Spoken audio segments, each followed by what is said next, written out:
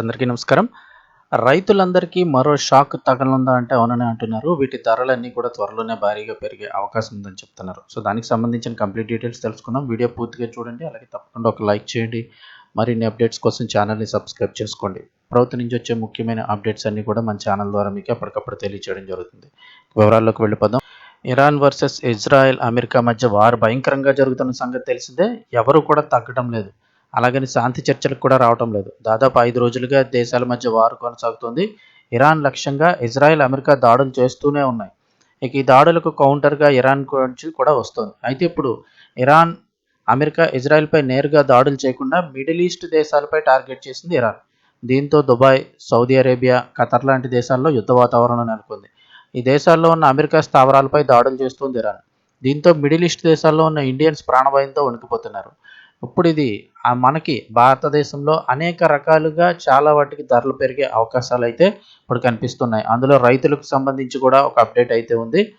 ముఖ్యంగా చూస్తే యూరియా ఉత్పత్తి తగ్గుదల అయితే కనుక ఉంది. దాంతో ధరలు పెరిగే ఛాన్స్ ఉందంటున్నారు. మిడిల్ ఈస్ట్లో యుద్ధ వాతావరణం నెలకొన్న సంగతి తెలిసింది. ఈ తరుణంలోనే ఖతార్లో ఎల్ఎన్జీ ఉత్పత్తి అంటే గ్యాస్ ఉత్పత్తి పూర్తిగా నిలిచిపోయింది.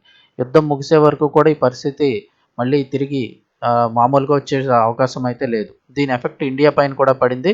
ఎల్ఎన్జీ ఉత్పత్తి నిలిచిపోవడంతో మన ఇండియాలో యూరియా ఉత్పత్తి కంపెనీలు తగ్గిస్తున్నాయి. యూరియా ఉత్పత్తిని కంపెనీలు తగ్గించేస్తున్నాయి. వాస్తవంగా యూరియా ఉత్పత్తికి ఎల్ఎన్జీ ప్రైమరీ ఫీడ్ స్టాక్. ఇది ఎనర్జీ సోర్స్గానే కాకుండా ఎరువుల తయారీ ప్రక్రియలో కూడా కీలకంగా ఉపయోగపడుతుంది.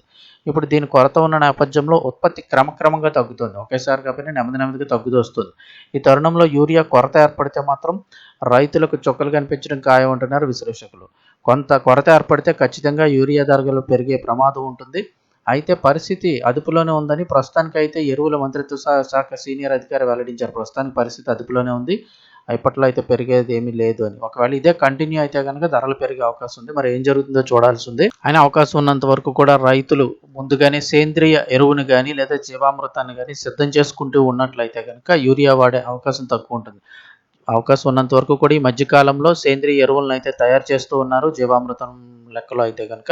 సో అలాంటి వారు ముందు జాగ్రత్తగా తయారు చేసి ఉంచుకున్నట్లయితే కనుక ఎరువుల ధర పెరగకపోతే కొనుక్కొని వాడుకోవచ్చు. లేదంటే ఉన్నంతలో జీవామృతాన్ని కూడా వాడుకునే అవకాశం ఉంటుంది. ఇన్ఫర్మేషన్ ఇస్తే తప్పకుండా లైక్ చేయండి. మరిన్ని అప్డేట్స్ కోసం ఛానల్ని సబ్స్క్రైబ్ చేసుకోండి.